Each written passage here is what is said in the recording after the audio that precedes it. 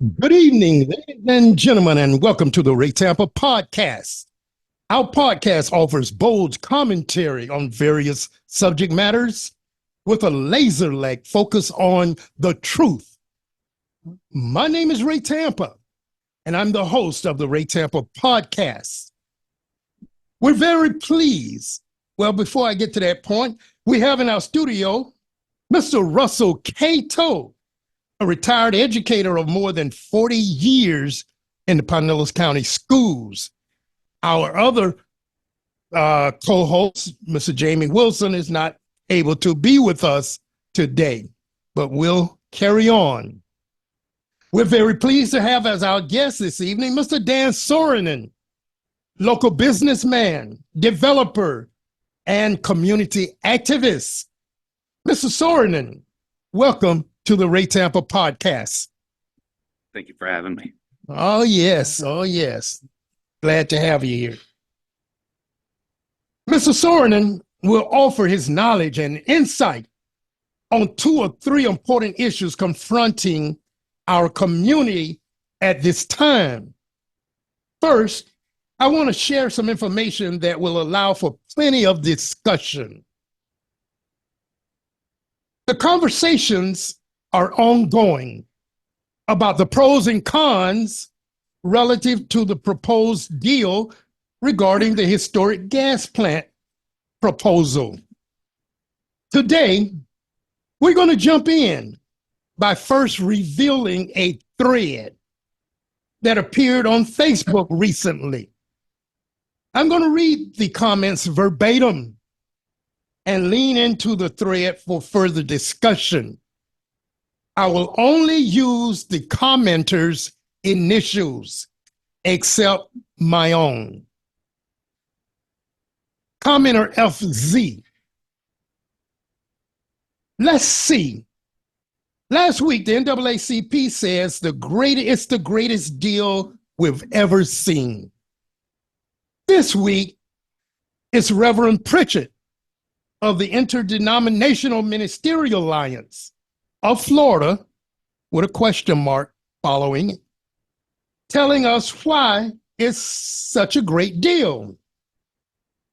What we aren't hearing is anyone from the mayor's office saying they're listening to all the taxpayers who are saying no to this terrible deal. Commenter EB. FZ, it is a terrible deal. I concur. My comments. FZ, it seems the mayor's supporters of this deal are quick to use rhetoric in describing their support. No facts at all. No facts. Reverend J.C. Pritchett came close to what could be termed a credible defense of his support. Yet, no supporters have addressed the gross underselling of valuable and sacred land. No supporters. Nor have they addressed the lack of revenue sharing with the team, the amount of total investments and no controls of the finished product, no taxes to be paid on the expensive land, and the fact that no rents are being collected. Simply, the city leaders must exercise their fiduciary obligations and renegotiate this deal. Forget the bullshit rhetoric. These so-called leaders should be ashamed of themselves. Commenter KB. EB, you're right to point out that the so-called representatives of the community are not representing the community. EB, KM, they are representing their own interests. NAACP President Esther Matthews lives in Lakewood Ranch. She doesn't even live in the city. She's not a benefit to the Black community in St. Petersburg in the least. Pritchett intercepted an email that I sent to staff at City Hall for Council Member John Muhammad. KM, EB, wow. I'm glad someone is speaking out. Commenter SM, EB, they have their opinions just as you do. Commenter SM summed up most of the discussions, whether in this thread or in other forums, by simply saying, quote, they have their opinions just as you do. I feel, personally, the conversations need to move past the opinion pages. This project is too important, too consequential to ignore facts. With that being said, my co-host, guest, and I will delve into a live discussion about this deal that begs for someone, anyone, to make sense of it for the citizenry of St. Petersburg. Again, anyone to make sense of this proposed deal for the citizenry of St. Petersburg. So at this point, I'm going to ask our guest, Mr. Dan Soronen, to tell us a little about himself. Where were you born? Where were you educated? And some information about your professional background. Yeah. I'm originally from Albany, New York. I grew up there. I was there until 1996. I moved to Florida on and off from 96 until 2003. I moved to St. Petersburg in 2005. I attended college at the Hudson Valley Community College for my first couple of years, and then I went to the College of St. Rose. I was a history major. I took a lot of philosophy courses and theology and epistemology, the study of where you got your knowledge from. And the best thing I learned in college was how to tend bar. Turns out that this is the honorable profession that I chose, and I've been in the bar and restaurant business for the last 30 years. I'm also a realtor. I do commercial real estate. I sell businesses, I broker businesses and liquor licenses here and throughout the state of Florida. That's about it in a nutshell. Well, I tell you what, that's a pretty good nutshell. Yeah, Pretty good nutshell. And it's interesting that we have at this table three history majors. Three history majors. And discussing Yeah. one of the most historic pieces of property in the city. Yes. I like that. I like that. Yeah. At this point, I'm going to ask you, Mr. Soronen, to tell us about your perceptions, your knowledge, your insights regarding the proposed deal between the city of St. Petersburg and the Raise Hines Group. I think right now, one of the issues is that we're being out negotiated. We have, in the last few mayors that we had, they were attorneys, they negotiate contracts, and this is what they do. Right now, I don't see anybody. This is one of the largest real estate transactions that's ever going to happen in our city. And we don't have anybody that our background is in real estate or in contract negotiation. We have our mayor, who I believe is an accountant, heading the team. I don't believe in a strong mayor system that city council even is weighing in on this. I believe that their fiduciary responsibility is to vote on the proposal. I think that most of what we're getting is coming from the mayor's office. The way that I see it as a realtor is that a lot of that property was taken through eminent domain, and eminent domain is for public use.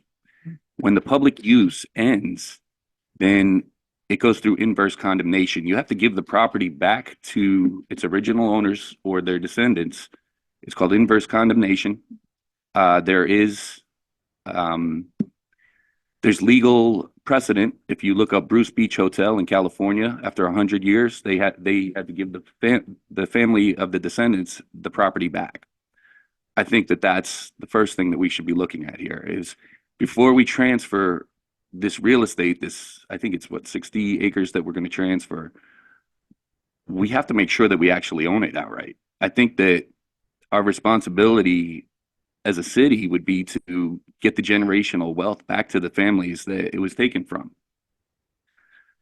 That's my first thought.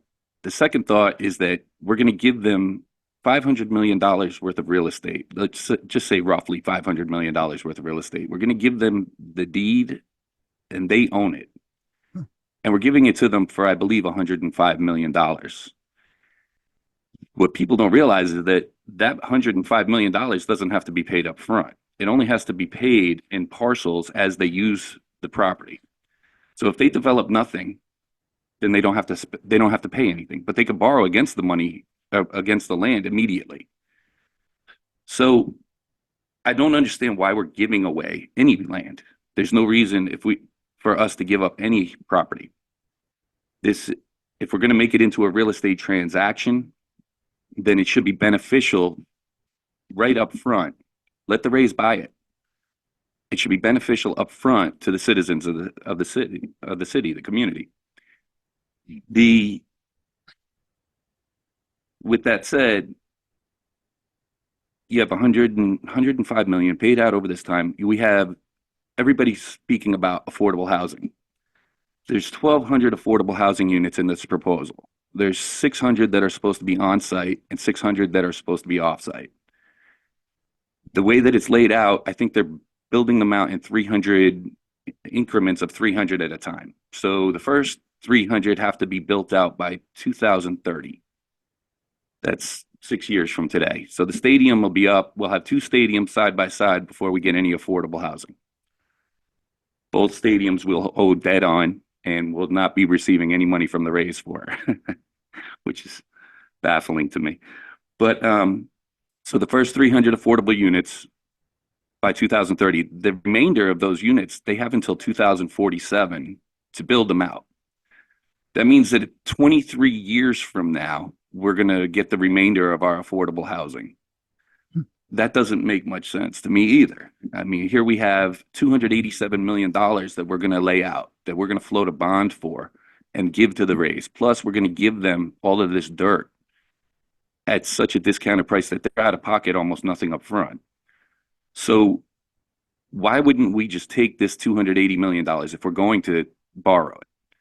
And why wouldn't we float it as zero interest loans to our city employees, to our first responders, and to our teachers first, so that they can live in the core and have ownership? Right now, if we're going to give them the land, let's demand that they put the affordable housing and make it attainable housing and make them do it up front.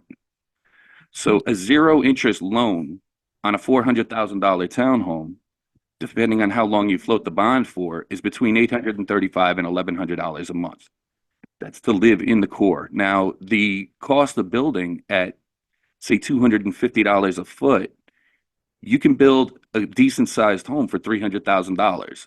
Now, the Rays are going to profit right away. So now I'm just saying, make them earn the money and make them produce up front. And the reason I want them to produce up front is because they've had the development rights here in their contract for the last, what have they been here, 20, 25, 27 years? Yes. And they've never even put in a turnstile.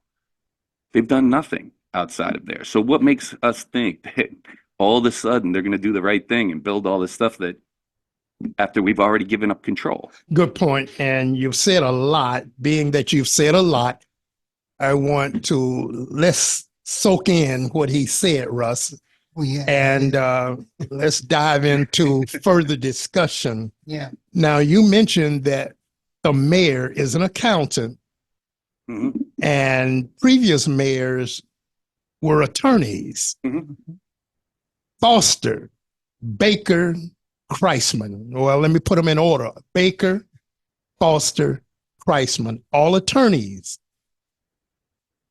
Baker had 8 years and he couldn't get it done in terms of a deal.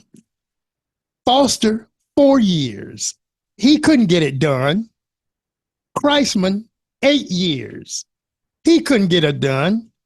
Then all of a sudden, we got Welch in less than 2 years. He has a deal. Mhm. He has a deal because of the things you just said. He's giving away everything.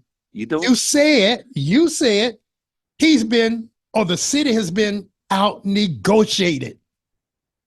I agree, because this is such a lopsided deal. Russ? Yeah, well, he said something that was very important right away. In dealing with negotiation, nobody has this background. Mhm. See, that's the key. I noticed what you said there, that you got to have some type of background in dealing with negotiation. Mhm. They don't have it, Ray. Well, the thing about They it, don't the have- mayor is supposed to have on his staff No. the people capable of doing the things that are needed. Yeah. So the question is, did he do a good job in hiring the people that would support the best interests of the city? That's a question. I don't know.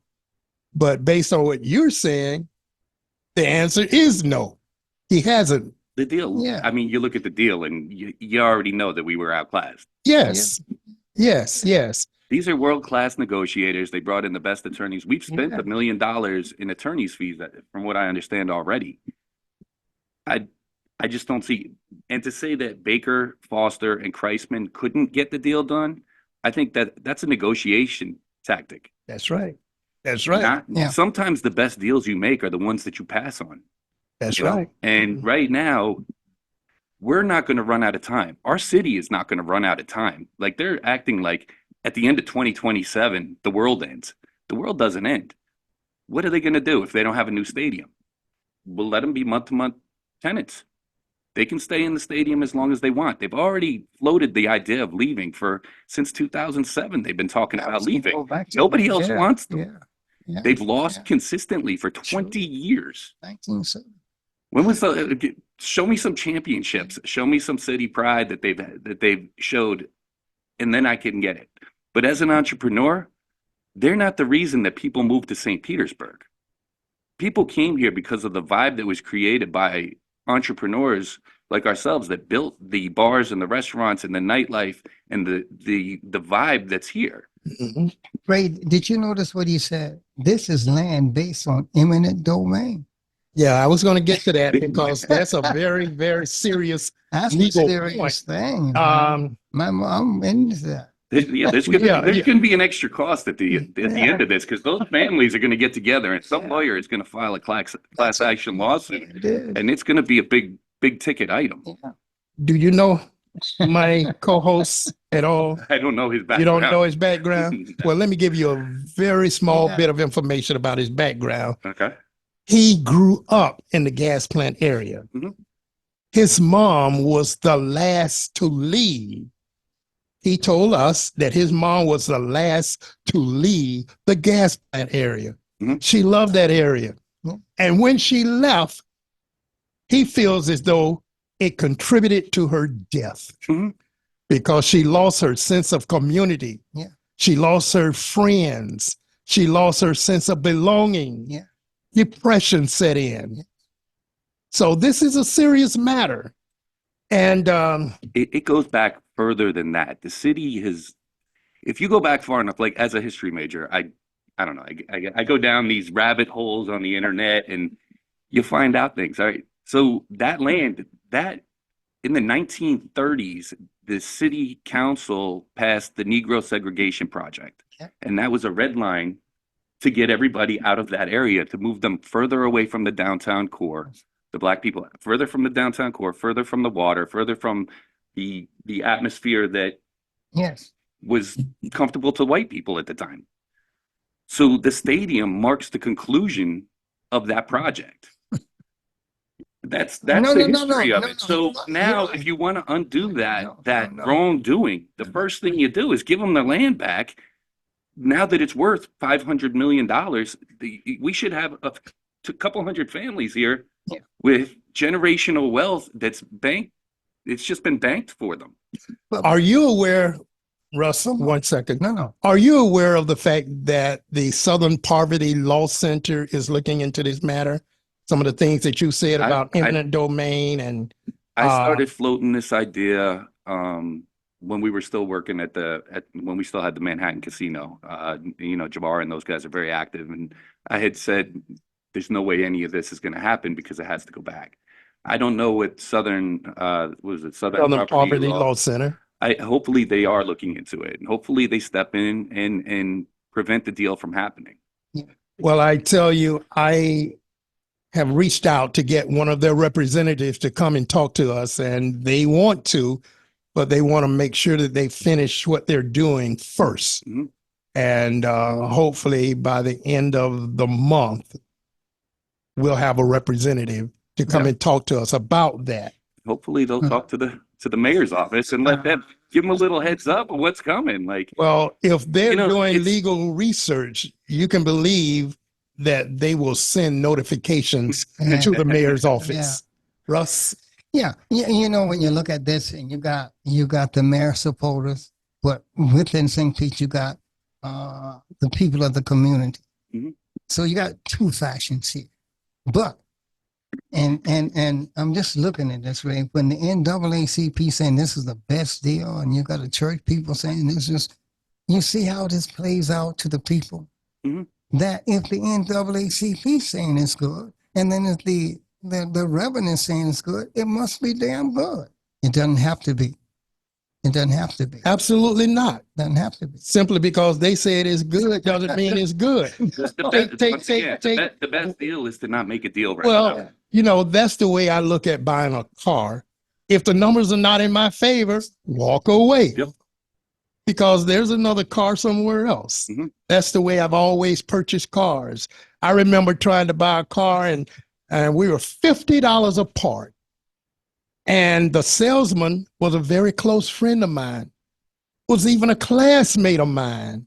He was working for a dealership on 34th Street, $50 apart. And as I was walking away, he said, "Ray, you're going to let $50 keep you from this?" I said, "Are you all going to let $50 keep you from that?" Exactly.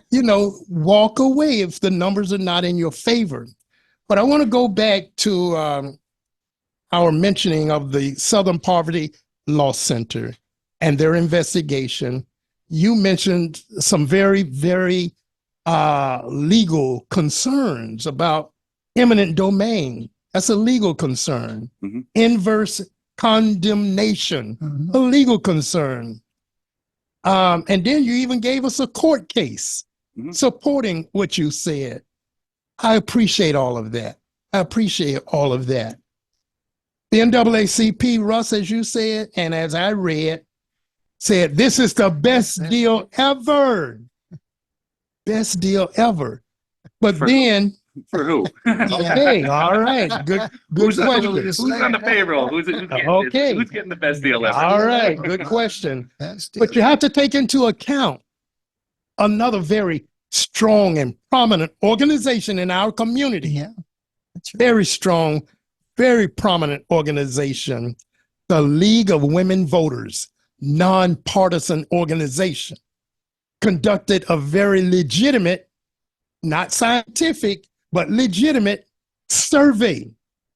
And they had over 800 responders, with 80% saying no to this deal. It must be, or it should be, renegotiated. Yeah. League of Women Voters.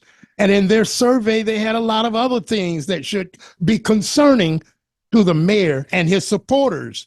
But what are they doing? They're dismissing that Right. because it does not align with their narratives. I think, Dan, since we always talk about affordable housing, I think you should mention that point again, what you said about affordable housing. When would it take place? Everybody keeps talking about Yeah. affordable housing, Yeah. but they can't give you a description of what it is. What it needs to be is attainable housing. And you've got people out here that are struggling. They're Yeah. paying $2,000, $3,000, $4,000 a month for these smaller and smaller homes. And Meanwhile, they don't qualify. They somehow they can pay their rent every month for years and years and years, but they don't qualify for the bank loan. Their credit isn't good enough. This isn't right, or whatever the way is that they disqualify people from purchasing their homes. Our city has one opportunity right now, if they're going to take this money, to become the bank. If you float that same $280 million on 600 units at $400,000 a unit, you're talking about $240 million. That money is being recycled. They're paying it back. They're just paying it back at zero interest. So now the city's just picking up the interest on it. We don't need credit scores for those. If you've worked for the city for X amount of time, you qualify because we're already giving them the land. It's attainable now. Yeah. Good point. Yeah. Good point. I want to read a couple of statements, one by the mayor and the other by a city council member. Welch said, quote, while the expiration of the raised lease on Tropicana Field in 2027 represents a real-time constraint, it is crucial that this generational project be done right. Wow. Yeah. We agree with the mayor. This statement was made at the announcement of his cancellation of the previous RFP in July of 2020.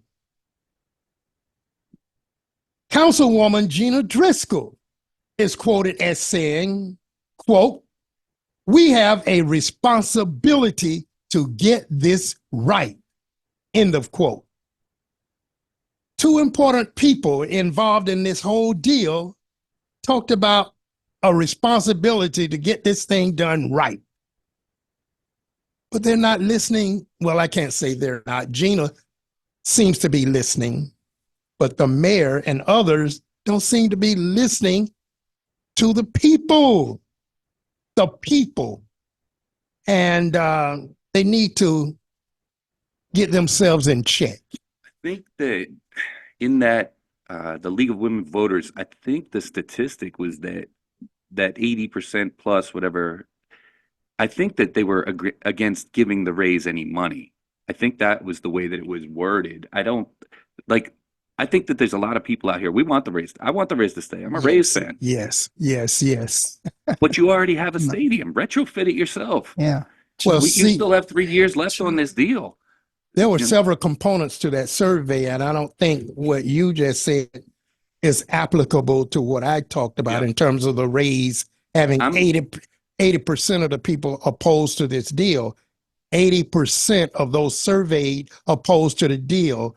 And they went into some specifics and other questions. But anytime you get 80% of the people saying the same thing, listen. Yep. Listen. And not just to your friends. Not just your friends. If you go back far enough, I shared an article with you from November of 2007 where they talked to David Welch, Mayor Welch's father, and he said that they should have gone to a referendum on the first stadium, that there was no way that we would make the same mistake twice. And here we are. His own son is now going to potentially make that mistake again. Ken is fond of saying, promises made, promises honored. To that statement, I say, promises made worse. Promises made worse with this deal. One last thing. For the mayor to think that there's a time frame that we have to act by is wrong. We can let this expire and they can become tenants at will and stay month to month. You mentioned the mayor's dad. The mayor's dad was on city council yesteryear. And during the time he was on city council, the effort to build the present day Tropicana Stadium was undergoing. And at least that council, the mayor's father included, had the foresight to lease the land for $1 a year thereby maintaining control of the land. That's why we're in a position now to negotiate this deal. I suspect that previous city council will want to slap the present council members in the face if they agree to this deal. We kept this land and you turn around and give it away. Well, Dan says something that is so important too. If you can make them pay up front, they're not paying up front. This is a delay thing here. Yes. We're giving them all right now we have the power. We own the property and we have the money. Okay. We're about to give them the property and the money and then ask them for the results. Well, we can go on and on and on. We didn't even get to some other subject matters that we wanted to discuss. And with that being said, Dan and Russ, we're going to have to bring it to a conclusion. This is a 30-minute show with a 150-minute conversation. So with that being said, I want to thank my guest, Mr. Dan Soronen, for being here, offering all this valuable information. I want to thank my co-host for all the things he does in terms of contributing to this podcast. We want to thank our listeners for tuning in to the Ray Tampa podcast. And ask that you do so each and every Tuesday, 5:30 p.m. on 99.1 FM, The Bird. And with all of that being said, good evening.